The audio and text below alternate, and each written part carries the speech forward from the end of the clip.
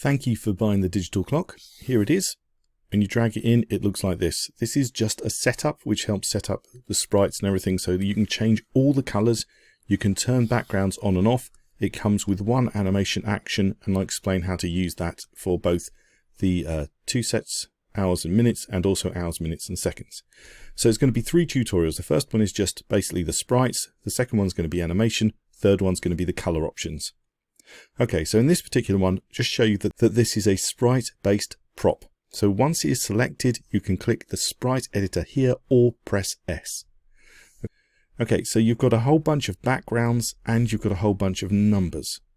Okay, and they're just divided up into colors to make them easily selectable so you can work out which is which. The clock is actually 3 different items. So you've got a full hours, minutes, seconds, then you've got an hours and minutes only, and you've got just a counter. Okay, and because of that, when it comes to the actual numbers, for minutes and seconds, for 10 seconds, you've only got 0 to 5, because obviously when it gets to 59, it then clicks back to 60, so you never have a 6 for minutes, but seconds always go all the way up to 9.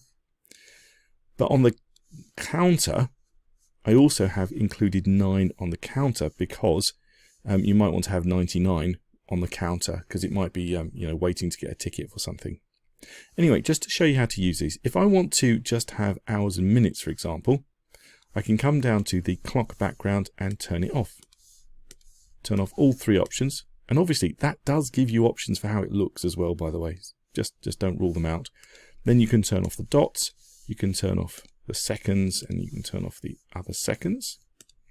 And then you've got 2. And if you want to go down to a counter, all you can do is you can turn off the hours minutes options. So you can see, keep changing it every time you turn one of these off.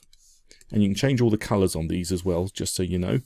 And again, you can turn off the next lot of dots, and you can turn off the next lot of tens and singles. Okay, so you've now got a counter. And then if you want to change the counter, you can choose hours. And I want to have, say, so you choose hours 1 and say 5, and then hours 10, and I could say 8. So 85. Okay, so you can change all of this, and of course, if you wanted to, you could turn off the counter backgrounds as well. So if you wanted to just have a counter, you could turn that one off, and that one off. You could just have a particular color. That could be black, for example, just standing there.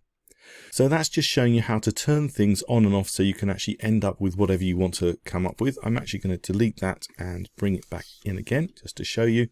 So bring it back in again. And there is the counter, or the clock, ready to go, and you can animate it if you want. In the next tutorial, I'm going to go through the animation options.